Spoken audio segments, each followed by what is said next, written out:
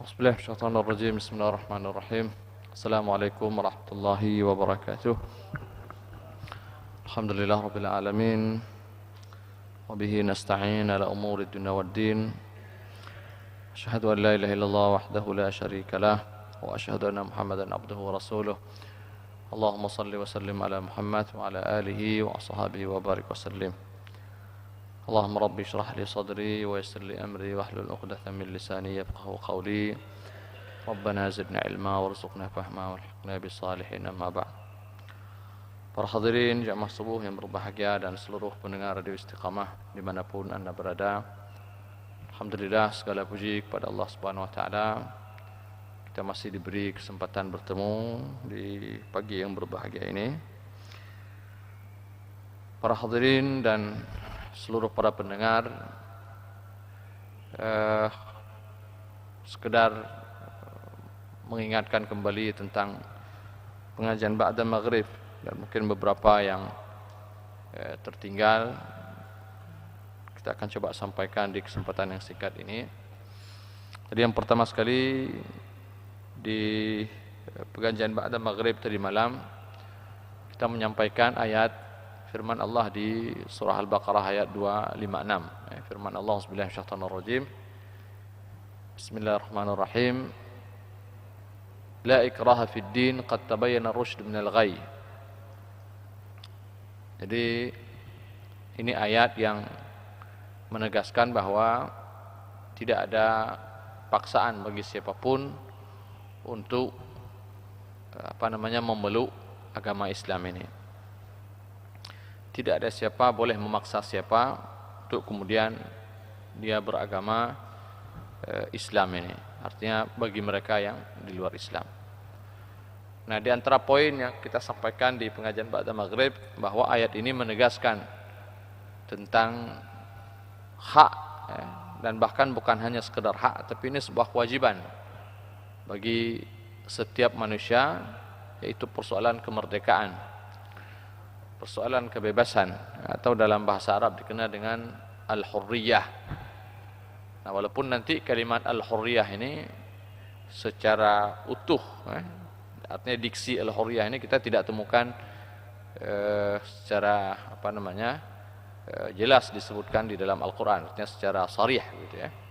Tapi nanti ada kalimat-kalimat memang maknanya kepada kebebasan atau kemerdekaan. Nah, para hadirin yang berbahagia, ketika kita mengatakan bahwa, dan begitu yang diyakinkan oleh agama ini kepada kita, bahwa setiap manusia lahir ke bumi ini dalam keadaan merdeka, ya, tidak ada siapa yang boleh memaksa orang tersebut, bahkan dalam persoalan keyakinan. Dan ini kita sampaikan tadi malam, betapa luar biasanya Allah memberikan kebebasan kepada manusia sebagai bentuk penghargaan atas hak yang paling utama yang dimiliki oleh setiap individu, yaitu persoalan kemerdekaan. Padahal kita katakan bahwa, dan kita mengetahui betul, salah satu tujuan daripada kehadiran manusia di muka bumi ini, Allah sebutkan dalam Al-Quran, wa ma khalaqtul jinna wal insa illa liya'budun. Jadi Allah tidak menciptakan jin dan manusia melainkan untuk menghambakan diri kepada Allah Subhanahu wa taala, untuk beribadah kepada Allah Subhanahu wa taala. Nah, tapi dalam kenyataannya kemudian Allah memberi kebebasan kepada mereka soal agama ini. Jadi Allah mengatakan dalam salah satu ayatnya, faman syaa'a falyu'min wa syaa'a falyakfur. Siapa yang ingin beriman silakan beriman, siapa yang ingin kafir silakan kafir. Dalam ayat lain Allah katakan, inna hadainahu sabil imma syakira wa inna kafur. Jadi Allah memberikan jalan kepada manusia ini. Ada yang memilih kemudian jalan orang yang bersyukur, dan ada yang memilih jalan orang yang kufur ataupun yang ingkar kepada Allah Subhanahu wa taala. Nah, padahal di ayat yang tadi kita katakan bahwa sesungguhnya manusia hadir ke permukaan bumi ini tidak lain adalah melainkan untuk beribadah kepada Allah. Artinya dia untuk memilih keyakinan Islam ini sebagai tuntunan di dalam kehidupannya. Tapi pada masa yang sama Allah memberi kebebasan. Jadi silahkan pilih ini ataupun mau pilih yang lain. Jadi ini semacam ada kontradiksi di sini para hadirin berbahagia. Apakah memang kontradiksi? Maka kita katakan tidak sesungguhnya. Ya.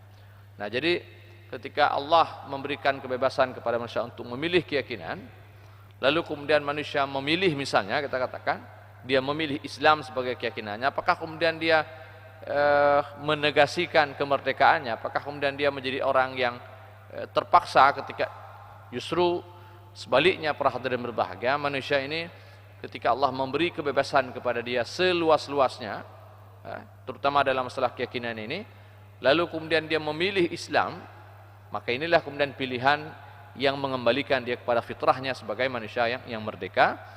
Dan sebaliknya, kalau sekiranya dia memilih kekafiran, maka justru dia keluar daripada fitrahnya sebagai manusia yang merdeka.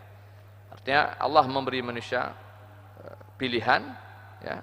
Allah bebaskan mereka untuk memilih mana yang mereka suka, antara kafir dan iman, antara kufur dan iman. Nah, siapa yang memilih kekafiran, maka disinilah dia keluar daripada fitrahnya sebagai manusia yang merdeka. Dia akan menjadi budak di sini. Dia tidak akan pernah merdeka ketika pilihannya jatuh kepada kekafiran. Dan dia akan menjadi orang yang merdeka kalau sekiranya pilihannya juga jatuh kepada iman ataupun Islam kepada Allah Subhanahu wa taala. Nah, kita mendapatkan satu ayat di dalam surah Ali Imran, ya. Jadi cerita tentang istri daripada Imran. Nah, perhatikan ayat ini para hadirin. Di dalam surah Ali Imran Allah sebutkan di sana, "A'udzubillahi minasyaitonir rajim. Idz qalat imratu Imran, inni nazartu laka ma fi batni muharrara fataqabbal minni innaka antas samiul alim." Nah, Allah menyebutkan di sana cerita tentang istri Imran ketika dia mengandung anak, yang anak ini nanti beliau mengatakan, "Wa inni samaituha Maryam." Anak ini aku namakan sebagai Maryam, itu yang sedang dikandung oleh beliau. Nah, dalam dia mengandung anak tersebut, istri Imran ini bernazar kepada Allah Subhanahu wa taala. Apa nazarnya? Beliau mengatakan, "Inni nazartu ma fi batni muharrara." Ya Allah, aku bernazar anak yang ada di dalam perutku ini, kelak jika dia lahir dengan selamat, maka aku akan menjadikan dia sebagai orang yang merdeka. Jadi kalimat yang beliau pilih di sini adalah muharrar, orang yang betul-betul memang terbebas daripada berbagai macam ikatan, ya, dan berbagai macam perbudakan. Itu maksud daripada kalimat muharrar. Nah, apa maksud daripada istri Imran ketika mengatakan, "Aku pingin anak ini menjadi orang yang merdeka, terbebas daripada berbagai macam perbudakan, penindasan dan seterusnya." Nah, apakah pada zaman itu zaman perbudakan? Tidak. Walaupun secara umum ya perbudakan, tapi artinya tidak ada peperangan, ya, tidak ada penindasan di zaman tersebut seperti misalnya yang dialami oleh Rasulullah ketika beliau di Mekah misalnya, tidak.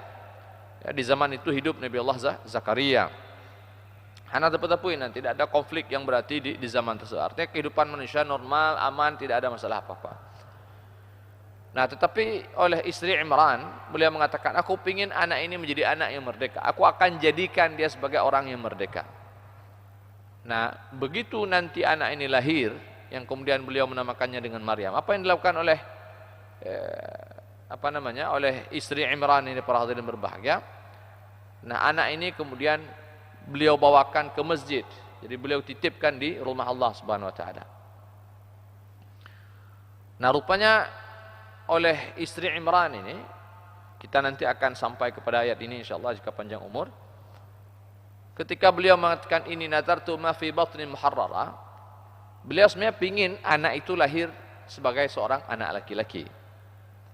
Nah, maksudnya apa? Beliau ingin anak ini nanti kalau dia laki-laki, dia akan hadiahkan anak ini untuk Allah Subhanahu wa taala. Nah, maksud dan bentuk hadiah kepada Allah ini seperti apa? Beliau akan tempatkan anak ini di rumah Allah, dan dia akan menjadi orang yang berkhidmat di rumah Allah Subhanahu wa taala. Jadi kalau bahasa kita sekarang mungkin menjadi bilal masjid, semacam itulah, menjadi pengurus apalah, ya. Menjadi orang yang mengurus masjid, khadim li baitillah. Jadi sebagai pelayan rumah Allah Subhanahu wa taala. Nah, maka dia ingin anak laki-laki, makanya nanti dalam cerita ini ketika yang lahir adalah perempuan, dia mengatakan Allah mengatakan falamma wada'atha qalat rabbi inni wada'ta untha. Jadi ketika Maryam melahirkan anaknya, dan dia mengatakan dengan setengah kecewa, dia sebutkan, Rabbi ini apa namanya? Ini wada'ta unsa ya Allah. Ternyata anak yang lahir daripadaku tidak seperti yang kuinginkan, yaitu anak laki-laki, tapi ternyata anak perempuan. Lalu kemudian Allah pun mengatakan bahwa walaysa dzakru kal unsa. Jadi anak laki-laki yang kau harapkan itu sesungguhnya tidak lebih baik dibandingkan dengan anak perempuan yang engkau lahirkan. Ini orang akan menjadi orang yang luar biasa sekali. Nah, inti yang kena pegang para hadirin berbahagia, anak perempuan tadi, karena dia sudah terlanjur bernazar kepada Allah Subhanahu wa taala, dan nazar itu harus ditepati, maka apa yang terjadi? Anak yang baru lahir itu, yang masih bayi merah itu dibawa oleh istri Imran. Ya, begitu dia lahir langsung dibawa ke rumah Allah Subhanahu wa taala. Meskipun si bayi merah ini belum sempat menetek lagi dari si ibunya, yaitu istri Imran. Jadi dia tidak betul-betul memang tidak merasakan apapun daripada ibunya. Jadi betul-betul anak ini ketika dia katakan dulu, aku akan jadikan dia orang yang muharrar ya Allah. Artinya apa? Anak ini akan kuberikan kepadamu. Ya, kalau unjuk anaknya kerana dia betul-betul menjadi manusia yang merdeka. Bahkan betul-betul dia menjadi orang yang tidak terkait, tidak terpaut, tidak bergantung kepada siapapun kecuali hanya kepada engkau.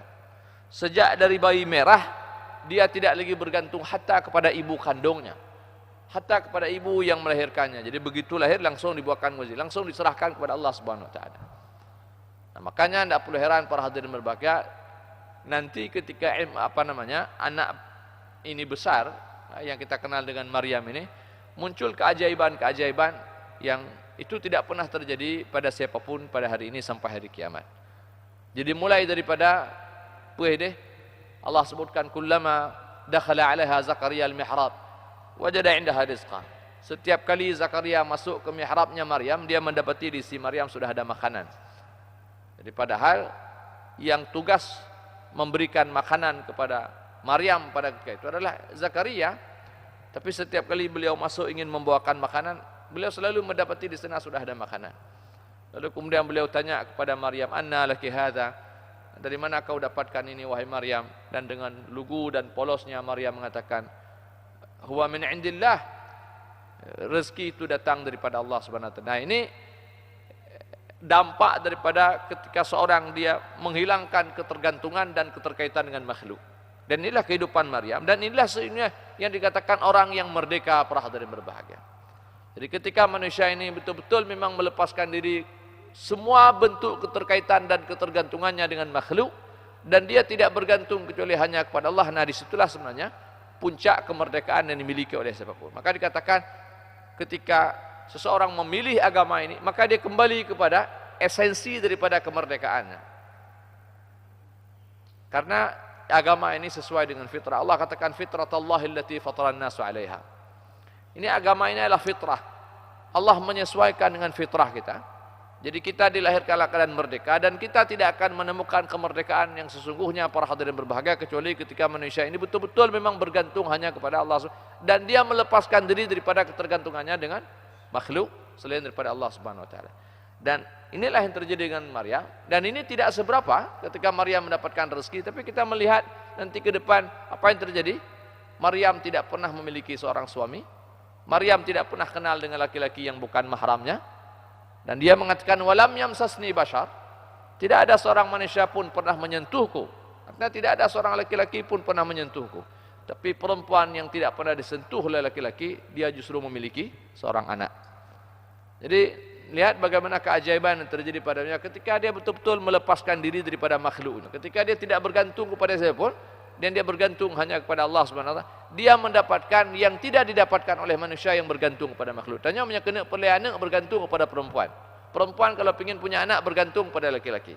Tapi Maryam ketika dia tidak menggantungkan dirinya kepada siapapun, ketika dia tidak menjadi hamba kepada siapapun, tapi dia hanya bergantung kepada Allah menjadi hamba, dia pun bisa punya anak meskipun dia tidak bergantung kepada laki-laki, dia tidak bergantung kepada suami. Dia tidak bergantung kepada ibu bidan pada saat dia melahirkan. Lahir Isa itu dengan begitu sempurna. Dia tidak butuh kepada bidan, tidak butuh kepada siapa-siapa. Hanya butuh siapa-siapa saja. Goknya hanya butuh kepada Allah, dan dia hanya bergantung kepada Allah, dan semuanya terjadi dengan tanpa ada masalah apapun. Mengalir begitu saja kehidupan. Nah, nyokan kena kemudian kita tidak bergantung kepada asbab. Kita akan kena pegah tanya. Tapi kena pegah ini Ini di antara makna merdeka yang paling dalam saya kira para hadirin yang Allah ceritakan kepada kita bagaimana peristiwa ini di dalam Al-Quran yang itu dialami oleh seorang hamba yang saleh, yaitu punankan mulai daripada Maryam sampai nanti Isa. Ya. Jadi dan lihatlah bagaimana kehidupan Maryam dan Isa, dua manusia yang tidak pernah diikuti oleh syaitan sejak mereka lahir sampai mereka diwafatkan oleh Allah Subhanahu wa taala. Karena apa? Karena ketergantungan tadi. Dan ini sesungguhnya kehidupan yang merdeka.